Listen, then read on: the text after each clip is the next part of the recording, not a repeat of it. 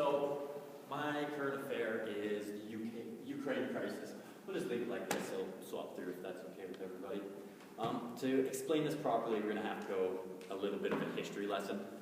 I want to tell you guys why this crisis has started, so you can understand where it is now. The Ukraine has ties with Russia forever. They were part of the USSR. They were separated in 1922, and before they were separated, the Russians sent over a lot of Russian immigrants into Ukraine, especially the eastern Ukraine. So a lot of those people in eastern Ukraine feel they are more Russian than they are Ukrainian. And also the president in the Ukraine at the time of when this crisis started was very corrupt. He was controlled by Putin. He was a puppet of Russia. And so the Russian people liked him, but the Ukrainian people didn't care for him. The economy wasn't doing so well. And in January of this year, there was protests in Kiev. So in the center of up there, that's the capital. They had these riots or these protests, and eventually the president did step down, and they were going to hold new elections. Russia was not happy about this. Putin wanted someone in the country of Ukraine to control. They did not want Ukraine to become friendly with the West because they're on the border of Russia. He does not want Europe knocking on his door, just in case something ever happens. So a lot of people believe that they sent the Russians into the east of the Ukraine to start organizing protests, get the word out there that this is what's happening. And the protests did happen. The pro-separatists, they started off peaceful, and they quickly turned violent, the pro-Russian separatists being the aggressors. The Ukrainian people of the east actually tried to stand up to them, but the Russians were so aggressive that these people would get the crap beat out of them when they would try to show up. The police would try to hold them back, but they couldn't. And the pro-separatists stormed police stations, stole weapons, and started taking over these cities in the east. And while these elections were going on, the Ukrainian army wasn't doing much. They were kind of sitting back, just waiting for the elections to finish. And these people started showing up, these little green men, they were calling them, the reporters. These guys were showing up, decked out in army gear, dressed in green with no insignia on them. And these reporters would ask them, where are you from? Like, why are you guys here? And they would not answer them. They would just say, we don't know what you're talking about. We're locals. They're like, no, you're not locals. Like, you have Russian machine guns. Where are you from? And they would just not say. And many people were speculating these are Russian special forces sent in to organize the pro-Russian separatists to storm and start annexing land from Ukraine. And eventually, even more and more would come in, and they would go to the Ukrainian compounds, and they would try to confront and take over these compounds, but not by using force, just intimidation, trying to get the Ukrainians to make the mistake of killing them or shooting or acting aggressive, so they had an excuse to take over. The Ukrainians were smart about it, though. A lot of times they would lock up their guns and let the Russians sit there with their guns and just say, we're not going to do anything, you can't shoot us, and they would leave and come back and leave and come back.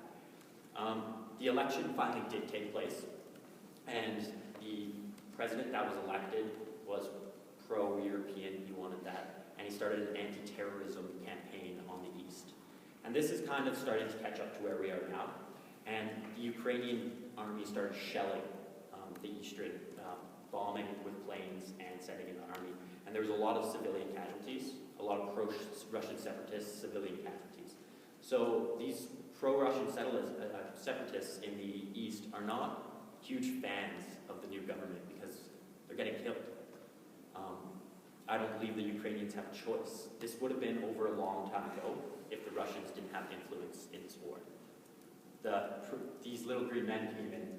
The pro-Russian separatists at first had a few handguns and nothing much more. And then all of a sudden they had Russian armor, they had Russian guns, and they had organization. And the whole time Putin's sitting there going, no, I'm not doing anything, I don't know what you're talking about. But it's so obvious. They have pictures of Russian tanks coming over the border. And this conflict would have been over within 2 months without Russia's help.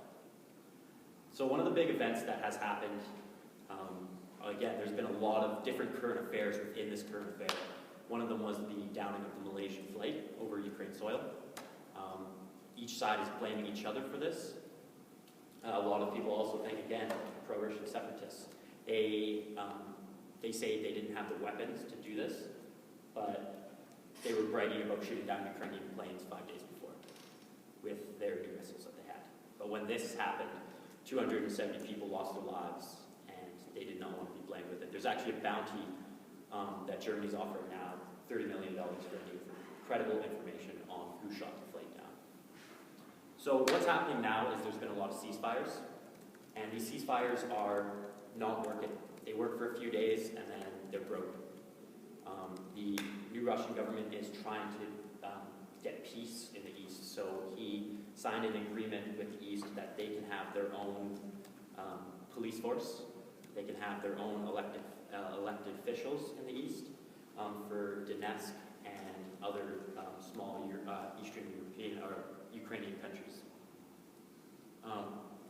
Many of the Ukrainian army is not happy with this because it's somewhat of a Trojan horse for Russia to come in to Ukraine and have people enter, or the Russians enter in whenever they need to through the East easily.